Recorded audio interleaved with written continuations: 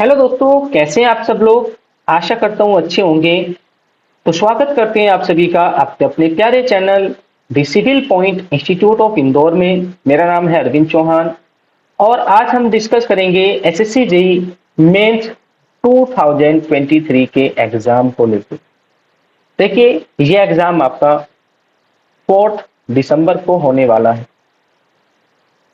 तो अगर आप 15 तारीख से स्टार्ट करते हैं, 15 अक्टूबर से स्टार्ट करते हैं अपनी प्रिपरेशन करना, तो आपके पास दोस्तों 45 डेज का टाइम बचेगा। 45 डेज का टाइम बचेगा। तो हम बात करेंगे क्या इतना टाइम इनफ होगा इस एग्जाम को क्रैक करने के लिए, और कैसे आप बेस्ट वे में कम से कम टाइम में इस एग्जाम को क्रैक कर सकते हैं। इन सभी चीजों पर आज हम चर्चा करेंगे। तो चलिए स्टार्ट करते हैं। देखिए दोस्तों, सिलेबस आप सभी जानते हैं। सिलेबस डिट्टो कॉपी प्री वाला है।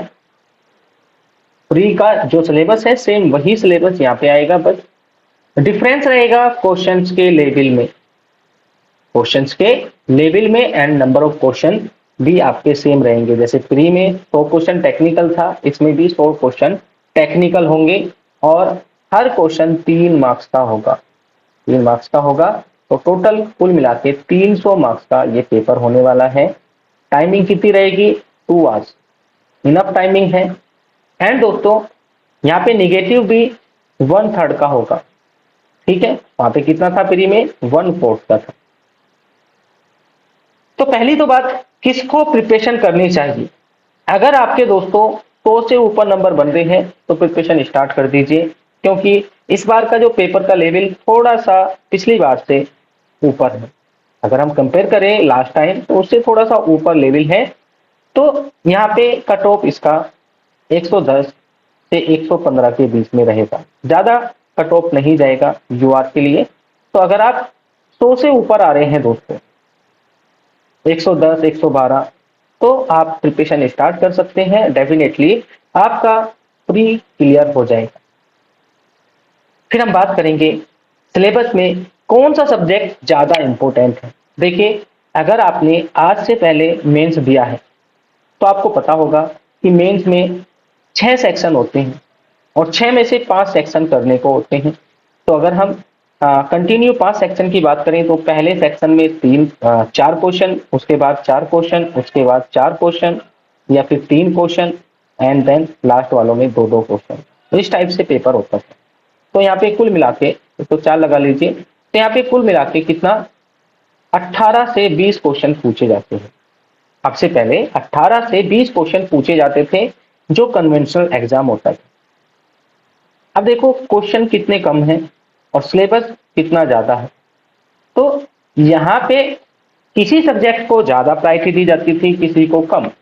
जैसे कि सोइल, अकेली सोइल से 70 से 80 मार्क्स के क्वेश्चन पूछे जाते थे। वैसे ही आरसीसी, बीएमसी एंड इरिगेशन, ये इनके कुछ फेवरेट सब्जेक्ट। क्योंकि नंबर ऑफ क्वेश्चन कम है तो सभी में से तो इक्वल नहीं पूछ सकते हैं। किसी में से कम हो जाएगा, किसी में से ज्यादा हो जाएगा, बट अब ऐसा नहीं होगा। आपने सभी सब्जेक्ट को इक्वली ट्रीट करना है। आपने सभी सब्जेक्ट को इक्वली ट्रीट करना है। नंबर ऑफ क्वेश्चन 100 है और आप देखेंगे दोस्तों, यहाँ पे यूनिफॉर्मिटी बरकरार रखी जाएगी। सभी में से आपको इक्वल नंबर ऑफ क्वेश्चन देखने को मिलेंगे। तो आपने सभी सब्जेक्ट को अच्छे से पढ़ना है। अच्छे से पढ़ने का मतलब ये हुआ आपने दोस्तों थ्योरी को अच्छे से कॉन्सेप्चुअली पढ़ना है। ऑब्जेक्टिव बुक कोई भी फॉलो नहीं करनी। इस एग्जाम के लिए ऑब्जेक्टिव बुक यूज नहीं होगी, कारगर नहीं होगी दोस्तों, यूजफुल नहीं होगी। आपने जो भी आपके नोट्स हैं, कोचिंग के नोट्स हैं, या फिर आपके पास कोई भी स्टैंडर्ड बुक है, उससे प्रैक्टिस कीजिए। अब प्रैक्टिस कैसे करनी है? पहले प्रैक्टिस होती थी, राइटिंग पे भी ध्यान दिया जाता था, स्पीड पे भी ध्यान दिया जाता था दोस्तों। बट अब ये दो चीजें तो हटी जाएंगी। देखो, स्पीड तो मैटर करती है बट राइटिंग मैटर नहीं करती, क्योंकि वहां पे लिखना होता था, यहाँ पे लिखना नहीं होगा। यहाँ पे ऑब्जेक्टिव टाइप एग्जाम होगा। बट ये मत मान लेना कि डायरेक्ट क्वेश्चन पूछे जाएंगे। डायरेक्ट क्वेश्चन नहीं आएंगे। जब मैं आपको कल से सेशन कराऊंगा, क्वेश्चन का सेशन, तब आपको पता चलेगा कि किस किस टाइप के क्वेश्चन पूछे जाते हैं।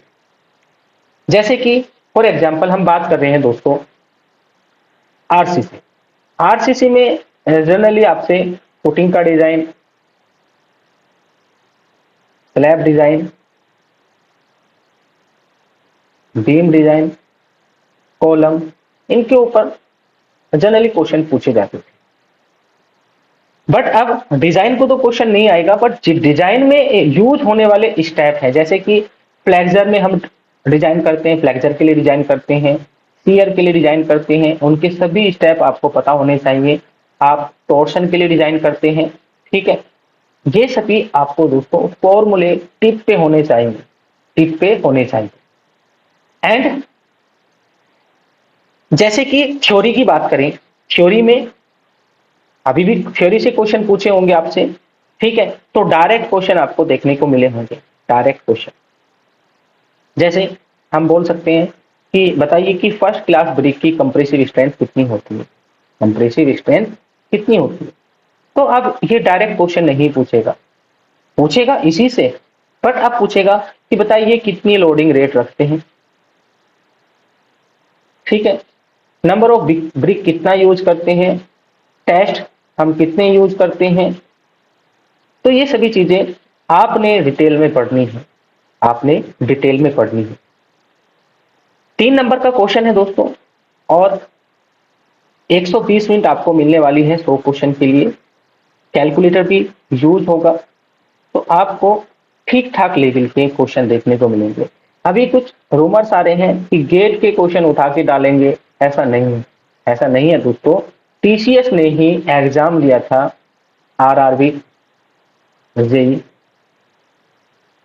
2018 का टायर 2, उसमें भी कैलकुलेटर अलाउड था, बट कैसा, वर्चुअल कैलकुलेटर जो कि लैपटॉप में होता है, सॉरी सिस्टम में होता है, ठीक है, गेट में भी वर्चुअली होता है।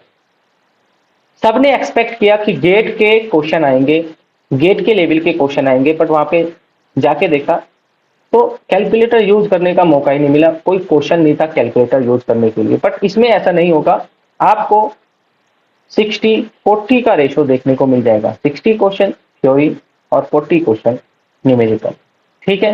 न्यूमेरिकल के लिए सबसे बेस्ट है कि आपने एक शॉर्ट नोट्स बनाना है, उसमें सभी न्यूमेरिकल को अच्छे से प्रैक्टिस करके लिखना है। न्यूमेरिकल के लिए फॉर्मूले नहीं भूलना है आपने, फॉर्मूले आपके टिप पे होने चाहिए दोस्तों। एंड नेक्स्ट डे से दोस्तों हम सेशन स्टार्ट करने वाले हैं, जिसमें हम आपको सभी अच्छे लेवल के क्वेश्चंस कराएंगे एसएससी जेईई मेंस के लिए। अब आपसे ये पूछना है मुझे, ये जो सेशन रहेगा ये रिकॉर्डेड रखें या फिर लाइव, रिकॉर्डेड या फिर लाइव, लाइव या फिर रिकॉर्डेड। देखो मैं प्रीफर करता हूं रिकॉर्डेड। प्री का एग्जाम नहीं है कि जिसमें सीधे सीधे क्वेश्चन मैं आपको पूछूंगा और आप जवाब दे देंगे, यहाँ पे ट्रिकी क्वेश्चन होंगे, सॉल्यूशन आपने बनाना होगा। तो अगर मैं आपसे आंसर पूछने बैठ जाऊंगा तो आप हो सकता है 4 से 5 मिनट हर क्वेश्चन में लगा दें, तो इतना टाइम हम किसी भी क्वेश्चन को नहीं देने वाले हैं, इसलिए रिकॉर्डेड होगा, बस आपने उसको फॉलो करना है। नोट्स आपने नहीं बनाने, नोट्स हम आपको प्रोवाइड कराएंगे, नोट्स हम आपको प्रोवाइड कराएंगे। अब बात करते हैं, क्या 45 डेज सफिशिएंट होंगे, इनफ होंगे इस एग्जाम को क्रैक करने के लिए। तो देखिए अब ये ऑब्जेक्टिव होगा, तो अब तो आप इसको 10 दिन में भी निकाल सकते हैं, अब तो आप इसको 10 दिन में भी निकाल सकते हैं। क्यों? क्योंकि आपका बेसिक स्ट्रॉन्ग है, तभी दोस्तों आप 3 को क्लियर किए, तभी आप 3 को क्लियर किए। बस आपने चीजों पे प्रैक्टिस करनी है, चीजों पे प्रैक्टिस करनी है। पहले क्या होता था, पहले आपने राइटिंग स्किल को सुधारना होता था, जितना फास्ट हो सकता था उतना फास्ट करना होता था, और हर स्टेप याद करना होता था, हर स्टेप याद करना होता था। अब आपने डेटा को अच्छे से निचोड़ लेना है, डेटा को अच्छे से निचोड़ लेना है, तो ये 10 दिन में भी हो सकता है काम। बट प्रैक्टिस के लिए 45 डेज इनफ, 45 डेज इनफ है। अब यहाँ पे दोस्तों मैंने एक चीज नोटिस की है, इस एग्जाम में मैंने एक चीज नोटिस की है कि लास्ट वाली कट ऑफ का बहुत ज्यादा इम्पैक्ट आया है, बहुत ज्यादा इफेक्ट हुआ है इस एग्जाम को। कैसे? लास्ट टाइम अगर मैं यूआर की कट ऑफ की बात करूं पीडब्ल्यूडी के लिए, तो फाइनल कट ऑफ 347 थी, जो आई थिंक हिस्ट्री में पहली बार ऐसा हुआ कि इतना हाई कट ऑफ गया सिविल के लिए। तो कुछ स्टूडेंट जो पहले से प्रिपरेशन कर रहे थे, वे इस एग्जाम को छोड़ दिए कि अब ये हमारे मतलब से बाहर।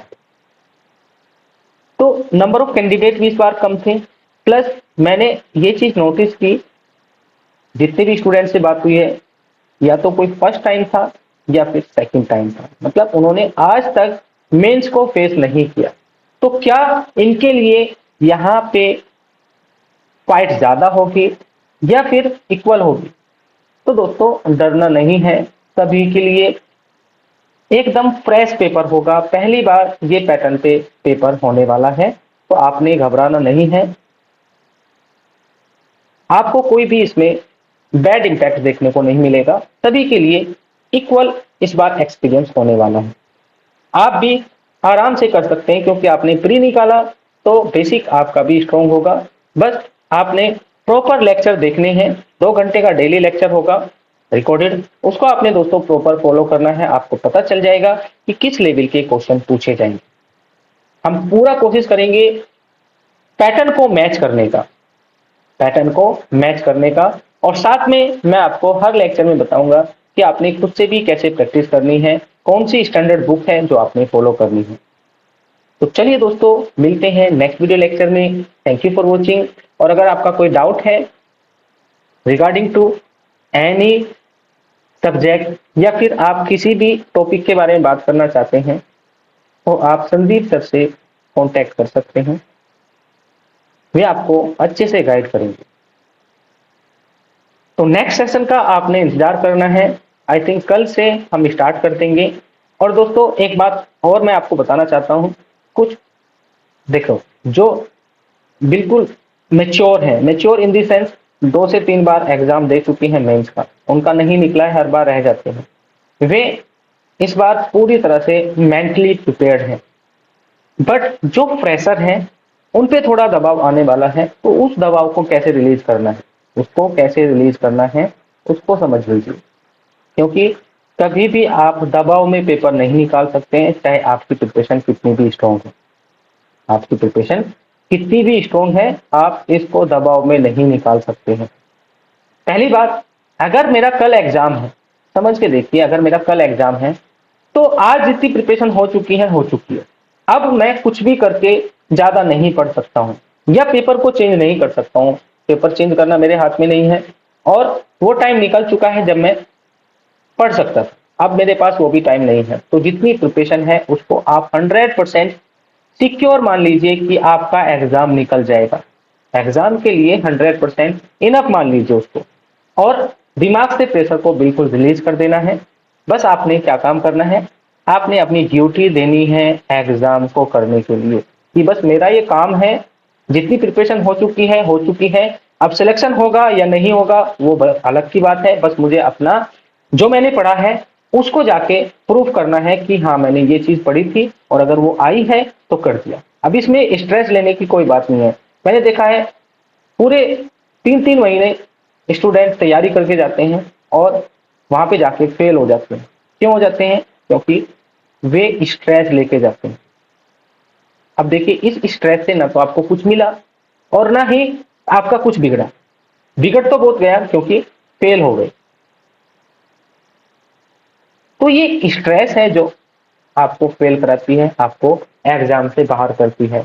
आप अच्छे से सभी चीजें प्रिपेयर करके जाते हैं, क्वेश्चन भी आते हैं, इवन क्वेश्चन भी आपके आ रहे हैं, बट आप वहां जल्दबाजी में उन क्वेश्चन को गलत करके आ जाते हैं। तो इन चीजों से बचना है, बस आपने अपनी ड्यूटी फॉलो करनी है, पढ़ना है और एग्जाम देके जाना है।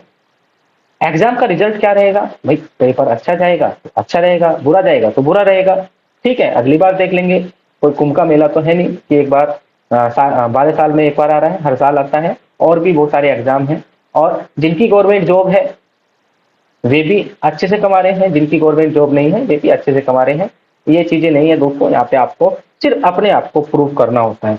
तो चलिए मिलते हैं नेक्स्ट वीडियो लेक्चर में। Thank you for watching. आपका दिन शुभ हो।